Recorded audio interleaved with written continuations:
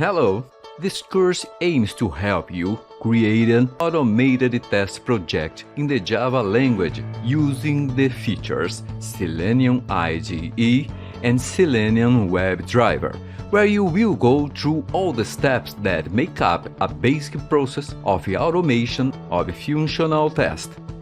The target audience of this course are people who are in the area of software quality and who aim to implement a basic and rapid process of automating functional testing using these Selenium features that I have just to inform. As a prerequisite, it is recommended that you have the basic knowledge about software testing. Now, what a test case is, a test suite. Understanding what an action or reaction is about testing a system.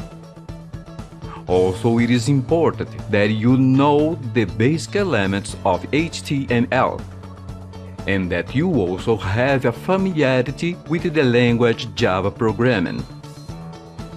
In the next video lesson, we will talk a little bit more about the tool we will use to perform this process of automating the test. Thanks again for the attention, and until then,